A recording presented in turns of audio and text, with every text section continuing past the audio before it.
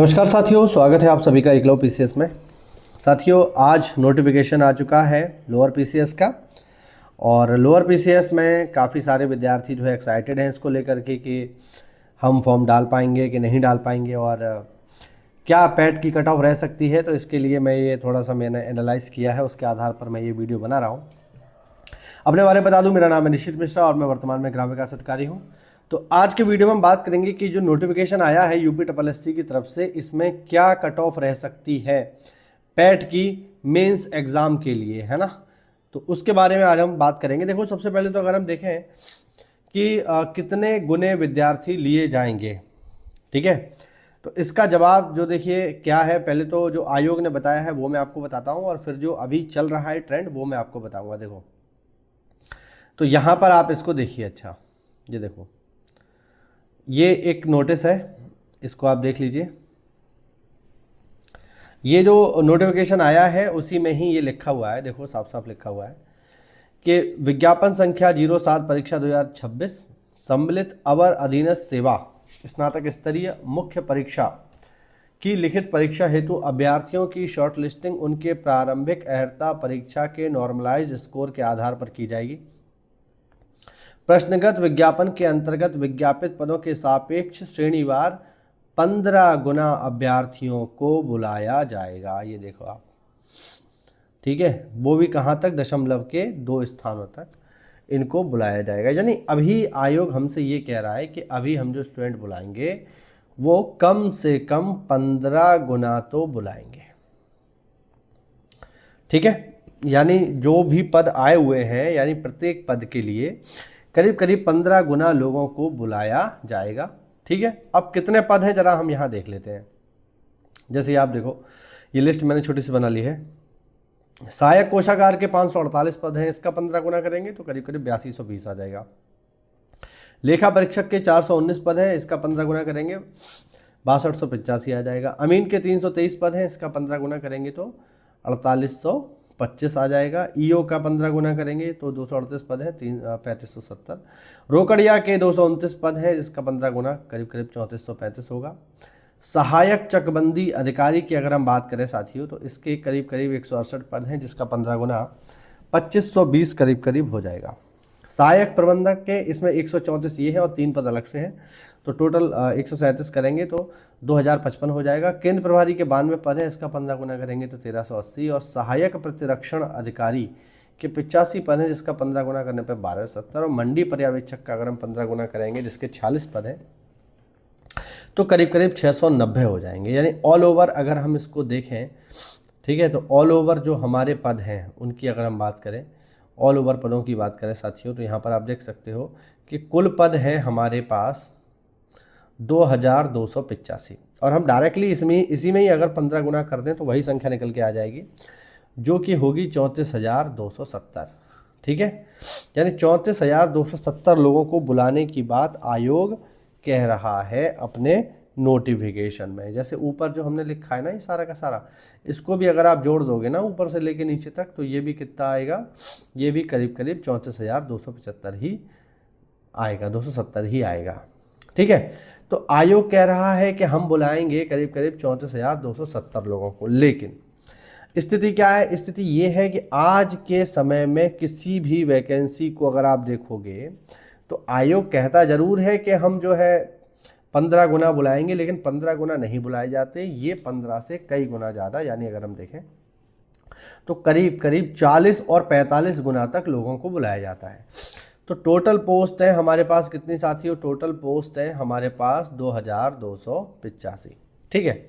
अब 2285 में अगर 40 गुना विद्यार्थियों को बुलाया गया तो ये संख्या हो जाएगी कितनी, 91,400।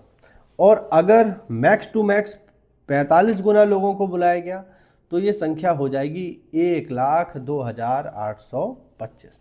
तो अगर हम अधिकतम से भी अधिकतम लें कि मैक्स टू मैक्स कितना हो सकता है साथियों, तो मैक्स टू मैक्स जो मुझे लगता है वो 45 गुना ही हो सकता है।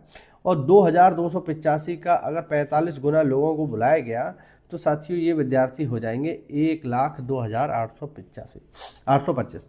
और ये भी संभावना है कि जैसे अगर 1,02,825 लोगों को बुलाया गया तो इसमें भी संभावना है कि मान लीजिए 1000 2000 और इसमें पदों को 1500 पदों को और बढ़ा लिया जाए।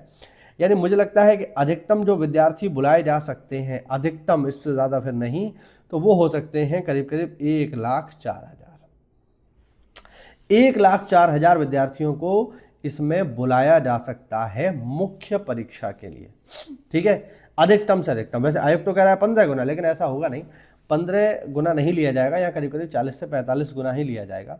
तो अगर 40 गुना लिया जाता है तो होंगे 91,400, और इसमें भी अगर हम 1000 2000 और ऐड कर लें तो ये करीब करीब जो है 93,000 आप मान लीजिए। तो अगर 40 गुना बुलाया जाता है तो करीब करीब 93,000, और अगर 45 गुना बुलाया जाता है तो करीब 1,04,000 लोगों को यहाँ पर बुलाया जाएगा अधिकतम। क्योंकि देखिए आयोग का ट्रेंड यही है। ठीक है, आयोग का ट्रेंड यही है। और दूसरी बात ये भी है, ज़्यादा बुलाने से देखिए आयोग को भी फ़ायदा है, क्योंकि जितने भी लोग इसमें अभी क्या है कि जो भी लोग इसमें शामिल होंगे मेंस परीक्षा में, उन सभी की फ़ीस भी तो जमा होगी, है ना। तो अगर मान लीजिए 1 लाख लोग शामिल होते हैं और वो फ़ीस भी जमा करेंगे 125 रुपया, तो उससे आयोग को ही फ़ायदा है। कहीं ना कहीं अरेंजमेंट करने में भी पैसा खर्च होता है, तो आयोग को उसको कहीं ना कहीं रिकवर भी यहाँ पर होगा। तो इतने विद्यार्थियों को बुलाए जाने का अंदेशा मुझे लग रहा है।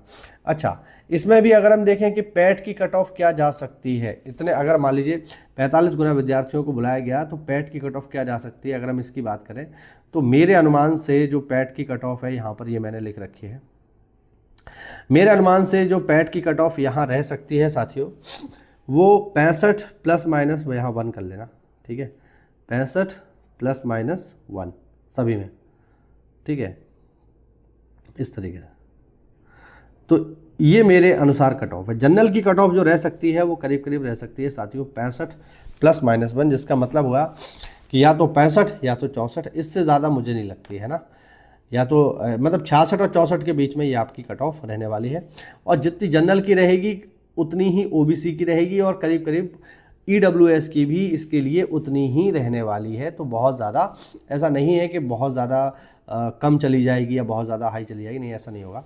ठीक है, क्योंकि पद ठीक ठाक है, और अगर 1 लाख लोगों को लिया जाता है तो कम से कम इतना तो मुझे लगता है ठीक ठीक ये है, कोई दिक्कत वाली बात नहीं है। अगर आपके 65 के ऊपर स्कोर है जनरल में तो आप कहीं ना कहीं सुविधा में हैं, और आपको मेंस देने का मौका जरूर मिलना चाहिए। सेम कंडीशन ओबीसी के साथ है और सेम कंडीशन ईडब्ल्यूएस के साथ है, इनका सेम ही रहेगा।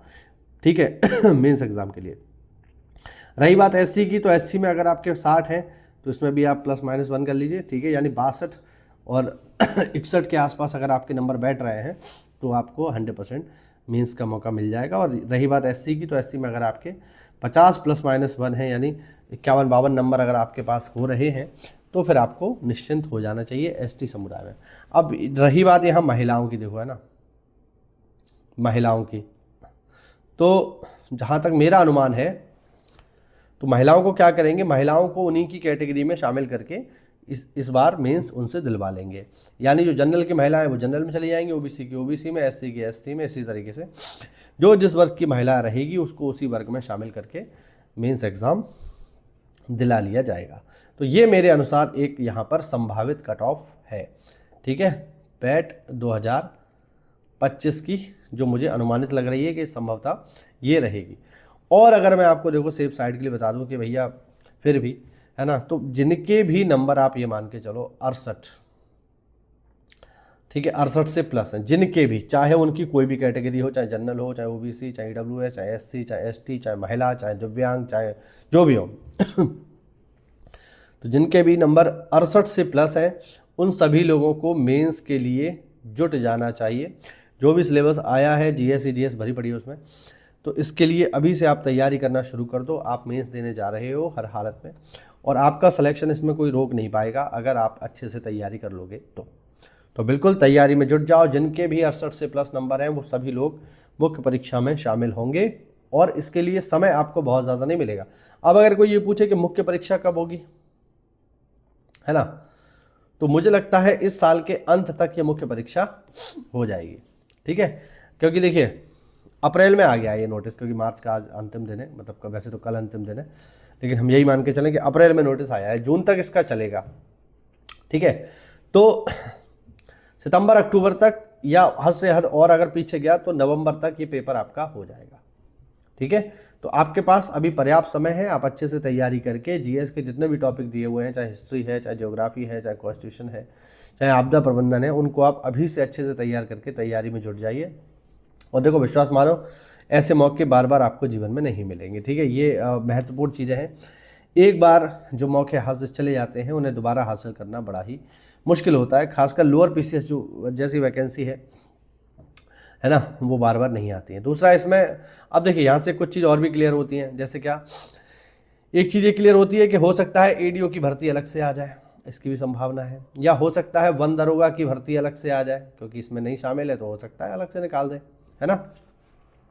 तो इसकी भी संभावना यहाँ पर बन रही है कि हो सकता है एडीओ या वन दरोगा की वैकेंसी आपको अलग से देखने को मिले। तो ठीक है, ये भी बढ़िया है भाई, जो लोग इसमें शामिल नहीं हो पाए उनको हो सकता है यहाँ मौका मिले। तो कुल मिला के आप जो है तैयारी करो, मेहनत करते रहो, कहीं ना कहीं देखिए अगर आपका पैट अच्छे से गया है तो कहीं ना कहीं आपका हो ही जाएगा फाइनल सिलेक्शन। ठीक है, तो अगर आप मुझसे बात करना चाहते हैं या मुझसे कोई भी सवाल पूछना चाहते हैं साथियों, तो ज्वाइन कर लो मेरा टेलीग्राम चैनल, जिसका लिंक यहाँ पर दिया हुआ है नीचे, आप इसको देख सकते हो।